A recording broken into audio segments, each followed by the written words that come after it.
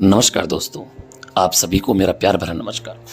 दोस्तों, आज बात करते हैं दलितों के नायक, संविधान के निर्माता डॉक्टर बाबा साहब भीमराव अम्बेडकर जी के बारे में, जिन्होंने पहली बार गहन अध्ययन कर विस्तृत फलक पर दलित आंदोलन को दिशा प्रदान की।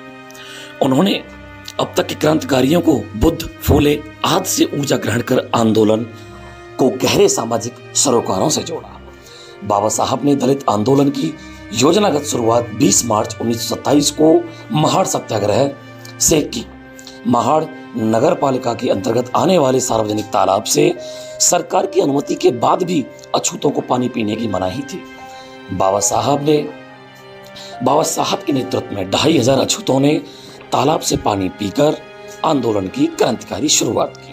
इसके बाद 20 दिसंबर 1927 को बाबा साहब के नेतृत्व में ही मनुस्मृति को जलाकर ब्राह्मणवादी व्यवस्था और सत्ता को चुनौती दी। तो दोस्तों, उस वक्त जो ब्राह्मणवादी व्यवस्था थी, जो मनुवादी व्यवस्था थी, जिसको छूत अछूत दिशा निर्देश जो दिया गया था, इस तरह की विचारधारा को बाबा साहब ने चुनौती दी। डॉक्टर अम्बेडकर ने इस घटना की फ्रांस की राज्य क्रांति से तुलना करते हुए कहा था कि यह घटना दलित क्रांति के इतिहास में वही स्थान रखती है जो फ्रांस और यूरोप में जन मुक्ति के इतिहास में वास्तविय के पतन का था। सीधी कार्यवाही के अगली कड़ी में बाबा साहब के नेतृत्व में ही 5000 अछूतों के साथ 2 मार्च 1930 को इसी दिन गांधी ने अंग्रेजी सत्ता के खिलाफ सविनय अवज्ञा आंदोलन आरंभ किया था। नासिक के कालाराम मंदिर में प्रवेश की घटना आती है।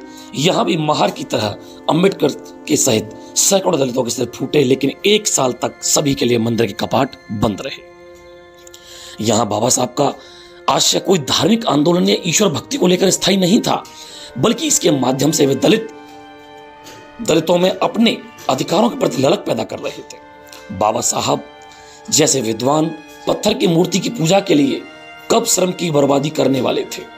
आंदोलन की अगली कड़ी में आता है कि बाबा साहब द्वारा गोलमेज सम्मेलन में दलितों के लिए पृथक निर्वाचन की मांग की, जिसे ब्रिटिश सरकार ने स्वीकार भी कर लिया था। इसके खिलाफ महात्मा गांधी ने अनशन किया, जिसकी वजह से बाबा साहब को 20 सितंबर 1932 को गांधी के साथ समझौता करना पड़ा, जिसे दोस्तों पूना पैक्ट के नाम से जाना गया।